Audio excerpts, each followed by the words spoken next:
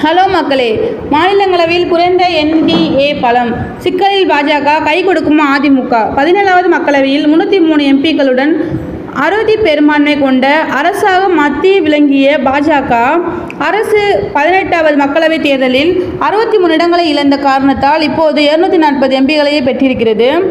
மாநிலங்களவைத் தலைவர் ஜக்தீப் தன்கர். இந்த நிலையில் மாநிலங்களவையிலும் பாஜகவின் பலம் குறைந்திருக்கிறது. மாநிலங்களவையில் மொத்த இடங்கள் 245, இது 12 பேர் நியமன உறுப்பினர்கள். தற்போது மாநிலங்களவையில் 226 உறுப்பினர்கள் இருக்கிறார்கள். இதில் பாஜகவுக்கு 86 உறுப்பினர்களும், பாஜக தலைமையிலான தேசிய ஜனநாயக கூட்டணிக்கு 101 உறுப்பினர்களும் இருக்கிறார்கள். மாநிலங்களவையில் பல ஆண்டுகளுக்கு பிறகு பாஜகவின் பலம் 90க்கும் கீழ் சரிந்திருக்கிறது. பாஜகவுக்கு அடுத்த நிலையில் காங்கிரஸுக்கு 26 MPக்களும், திரிணாமுல் காங்கிரஸ் கட்சிக்கு 13 MPக்களும், ஆம் ஆத்மிக்கு 10 MPக்களும் இருக்கிறார்கள். பிரதமர் மோடி இந்திய கூட்டணிக்கு 87 MPக்கள் இருக்கிறார்கள். தற்போது 19 இடங்கள் காலியாக இருக்கின்றன.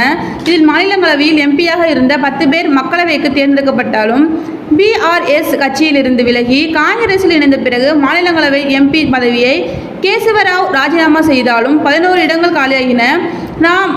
ராம் ஜாகல், சோனல் மான்சிங், மகேஷ் செத்மலானி, ராகேஷ் சின்ஹா ஆகியோரின் 4 நியமன MPக்களின் பதவிக்காலம் ஜூலை 13ஆம் தேதி முடிவடைந்தது. ஜம்மு காஷ்மீரில் சட்டமன்றம் இல்லாத காரணத்தால் அதற்கான 4 MPக்கள் இடங்கள் காலியாக இருக்கின்றன. காலியாக இருக்கும் 11 இடங்களுக்கான தேர்தல் தேதியை தேர்தல் ஆணையம் விரைவில் அறிவிக்கிறது. தற்போது மாநிலங்களவையில் மசோதாவை நிறைவேற்ற 113 உறுப்பினர்கள் ஆதரவு தேவை. ஆனால் பாஜகவின் பலம் 86ஆக குறைந்திருக்கிறது. பாஜக தலைமையிலான தேசிய ஜனநாயக கூட்டணியின் பலம் 101ஆக இருக்கிறது. இந்த நிலையில் மசோதாக்களை மாநிலங்களவையில் நிறைவேற்றுவதில் பாஜகவுக்கு சிக்கல் ஏற்படும்.